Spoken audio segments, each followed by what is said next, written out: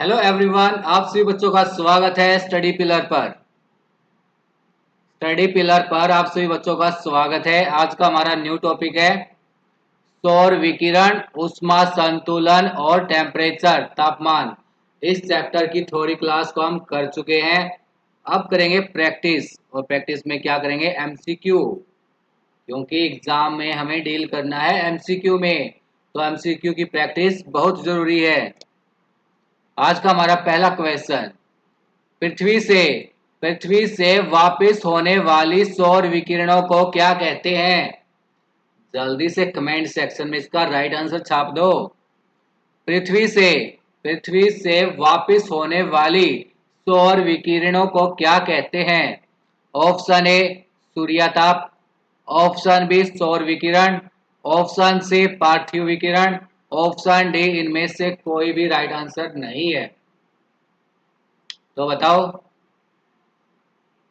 इसका right answer क्या है? ऑप्शन सी पार्थिव विकिरण। पार्थिव विकिरण, option C the right answer. पृथ्वी से पृथ्वी से वापस होने वाली सौर विकिरण क्या कहलाती है? पार्थिव विकिरण कहलाती है। अब चलते हैं नेक्स्ट क्वेश्चन पर। सौर विकिरणों का कितना प्रतिशत भाग पृथ्वी के धरातल द्वारा अवशोषित किया जाता है? इंपॉर्टेंट क्वेश्चन है ये। सौर विकिरणों का कितना प्रतिशत भाग पृथ्वी के धरातल द्वारा अवशोषित कर लिया जाता है? और आपको यह भी बताना है, ये तो है अवशोषित वाला क्वेश्चन, आपसे पूछ सकता है कितना परसेंट भाग परावर्तित किया जाता है। बताओ, परावर्तित वाला ही बताना और अवशोषित वाली भी परसेंटेज बतानी है आपको। Option A 65%, option B 50%, option C 35%, option D 51%। जो हमारी पृथ्वी का धरातल है वो सौर विकिरणों का कितना प्रतिशत भाग अवशोषित करता है? 51% भाग, यानी ऑप्शन डी आपका राइट आंसर है। अब 51% भाग को क्या करता है? अवशोषित करता है। परावर्तित कितने को करता है? 49% को। 49% सौर विकिरणों का क्या करता है? परावर्तन करता है, परावर्तित करता है पृथ्वी का धरातल। अब आगे क्वेश्चन नंबर 3 पे। पृथ्वी के सौर विकिरणों से परावर्तित मात्रा को क्या कहते हैं? पृथ्वी के सौर विकिरणों, जो पृथ्वी के सौर विकिरण है, इनकी परावर्तित मात्रा को क्या कहा जाता है? Option A albino, option B न्यूनाटक, option C albedo, option D cockpit. तो जल्दी से बताइए, पृथ्वी की जो सौर विकिरण है, जो ये परावर्तित होते हैं ना सौर विकिरण, इनकी मात्रा को क्या कहते हैं? इनको कहा गया है albedo. Option C is the right answer, albedo. पृथ्वी के जो सौर विकिरणों को क्या की जाती है? परावर्तित की जाती है। उनकी मात्रा, जो परावर्तित करने वाली मात्रा है, उनको क्या कहते हैं? एल्बिडो कहते हैं। क्वेश्चन नंबर 4, सौर विकिरण का कितना प्रतिशत भाग बादलों के ऊपरी छोर से परावर्तित होकर अंतरिक्ष में लौट जाता है? जल्दी से बताइए। अभी हमने क्या पता लगाया था कि सौर सौर किरणों का कितना परसेंट धरातल के द्वारा, यानी कितना परसेंट तो धरातल है अवशोषित करता है और कितना परसेंट भाग परावर्तित करता है। अवशोषित कितना करता है? 51%, और अब परावर्तित करता है 49%। इस 49% में से कितना परावर्तन होता है सौर विकिरणों का बादलों के ऊपरी छोर से? ऑप्शन ए 27%, 34%, 25% या फिर 48%। बताओ जल्दी से। 27%, 27% सौर विकिरण का परावर्तन किससे होता है? बादलों से होता है, क्लाउड से होता है। ठीक है, अब चलते हैं नेक्स्ट क्वेश्चन पर। किसी पदार्थ के एक भाग से दूसरे भाग की ओर उसके तत्वों के साथ उष्मा के संचरण को, उष्मा के संचार को क्या कहते हैं? किसी पदार्थ के एक भाग से दूसरे भाग की ओर उसके तत्वों के साथ उष्मा के संचार क्या कहा जाता है इसको? इस प्रक्रिया को क्या नाम दिया गया? संवहन, विकिरण, संचालन या अभिवहन? जल्दी से बताइए। संवहन अभिक्रिया, यानी option is the right answer. Definition है ये, इसकी याद रख लेना कि किसी पदार्थ के एक भाग से दूसरे भाग की ओर तत्वों के साथ उष्मा का संचार कहलाता है संवहन विधि या संवहन प्रक्रिया। क्वेश्चन नंबर 6, सूर्य ताप क्या है?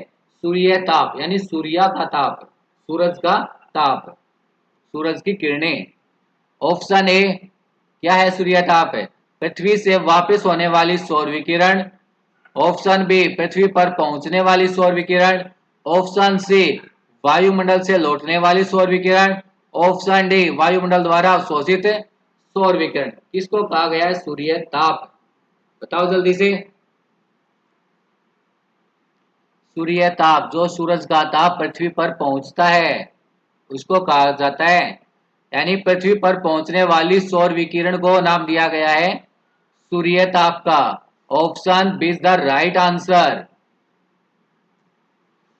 क्वेश्चन नंबर 7, सूर्य की सतह का एवरेज टेम्परेचर कितना होता है? सूर्य की सतह का एवरेज टेम्परेचर, तापमान कितना होता है? 6000 degree Celsius, 5000 degree Celsius, 4000 degree Celsius या फिर 3000 डिग्री सेल्सियस? पहले ये बताओ, तापमान को जब मापते हैं तो कौन कौन सी उसमें मापते हैं?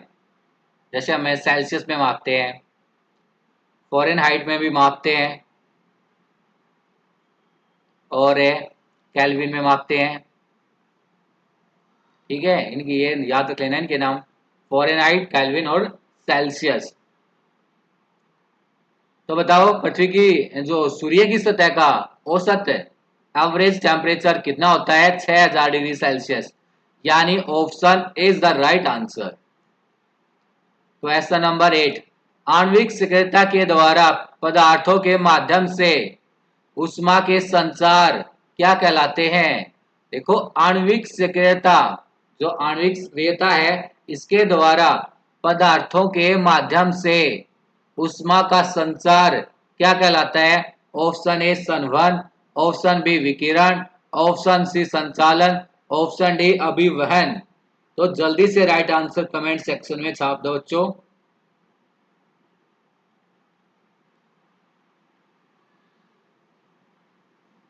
जल्दी से बताइए। इसको कहा जाता है संचालन, यानी option C is the right answer. संचालन नाम दिया गया है इसको। आणविक सक्रियता के द्वारा पदार्थों के माध्यम से उष्मा का संचार क्या कहलाता है? संचालन कहलाता है। अब चलते हैं नेक्स्ट क्वेश्चन पर। देखो, संचालन की डेफिनेशन पढ़ ली हमने, संवहन की भी डेफिनेशन कर ली। ठीक है,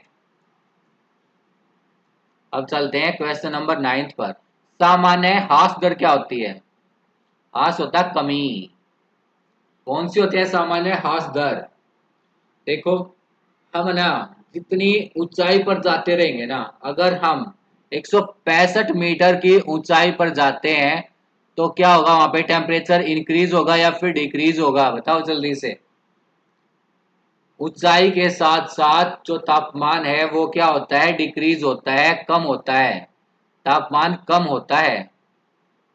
तो अगर हम 165 मीटर की हाइट पर, ऊंचाई पर जाते हैं तो 1 डिग्री सेल्सियस में कमी आ जाती है। तो सामान्य ह्रास दर उसी को कहते हैं। 1 डिग्री सेल्सियस पर 165 मीटर, जैसे हम 165 मीटर हाइट पर जाएंगे तो 1 डिग्री सेल्सियस क्या हो जाएगा? कमी हो जाएगा टेम्परेचर में, तापमान में। तो ऑप्शन बी क्या है हमारा? बिल्कुल राइट आंसर है।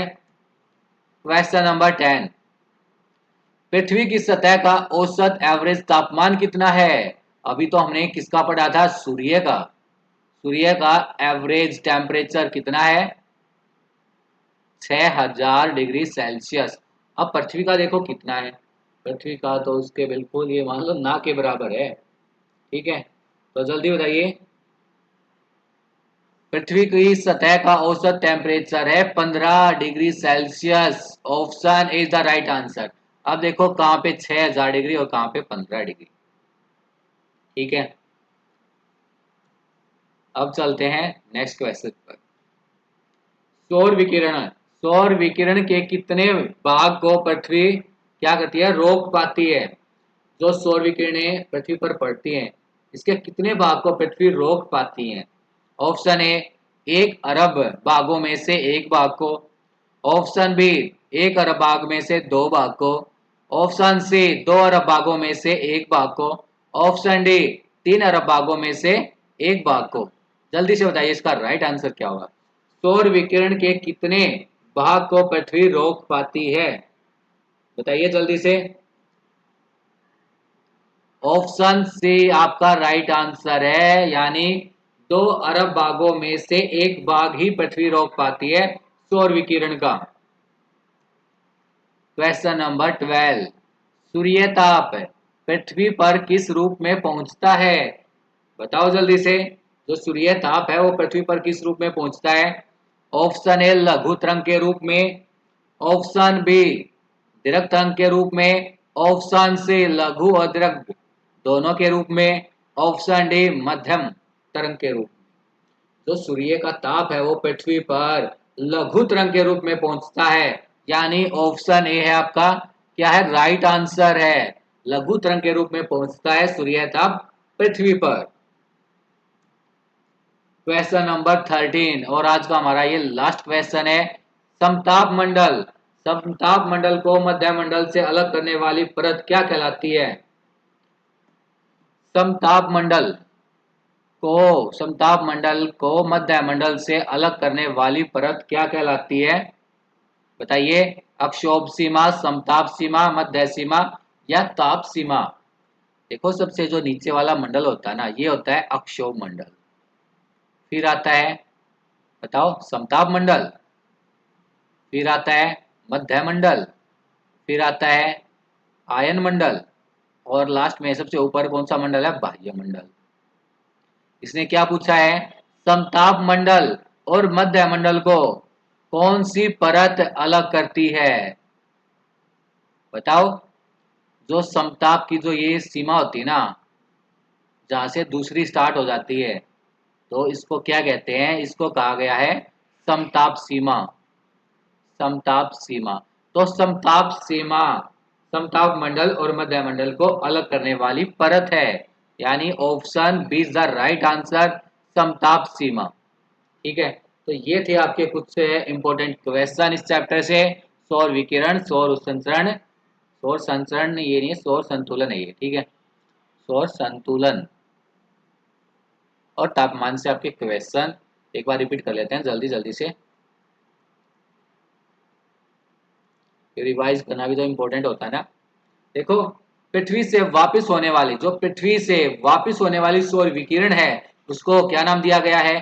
पार्थिव विकिरण नाम दिया गया है। ठीक है, यानी option C the right answer. Second question, जो सौर विकिरण है इसका कितना परसेंट भाग पृथ्वी के धरातल द्वारा अवशोषित किया जाता है और कितना परसेंट भाग परावर्तित किया जाता है? तो 51% भाग किया जाता है अवशोषित और 49% भाग किया जाता है परावर्तित। ठीक है, यानी ऑप्शन डी आपका राइट आंसर है। पृथ्वी का जो सौर विकिरण है उससे परावर्तित मात्रा को क्या कहा गया है? जो पृथ्वी की सौर विकिरण है, पृथ्वी के सौर विकिरणों से जो परावर्तित मात्रा है उसको क्या नाम दिया गया है? Albedo. Albedo. Option question number 4, सौर विकिरण का कितना प्रतिशत भाग बादलों के ऊपरी छोर से परावर्तित किया जाता है? बताओ। 27%। टोटल 49%, इसमें से 27% भाग बादलों के द्वारा परावर्तित किया जाता है। किसी पदार्थ का एक भाग से दूसरे भाग की ओर उसके तत्वों के साथ उष्मा के संचार को क्या कहते हैं? बताइए जल्दी से। संवहन कहते हैं। ऑप्शन ए आपका राइट आंसर है। किसी पदार्थ के एक भाग से दूसरे भाग की ओर उसके तत्वों के साथ उष्मा का संचरण कहलाता है संवहन। सूर्य ताप, सूर्य का ताप पृथ्वी पर पहुंचने वाली सौर विकिरण है। जब पृथ्वी पर पहुंचने वाली जो सौर विकिरण है उसको क्या कहते हैं? सूर्य ताप। सूर्य की सतह का टेम्परेचर कितना है average? 6000 degree Celsius. Option A ठीक है। आणविक सक्रियता के आधार पर, यानी आणविक सक्रियता के द्वारा, आणविक जो सक्रियता है उसके द्वारा पदार्थों के माध्यम से उष्मा के संचार क्या कहलाते हैं? संचालन कहलाते हैं।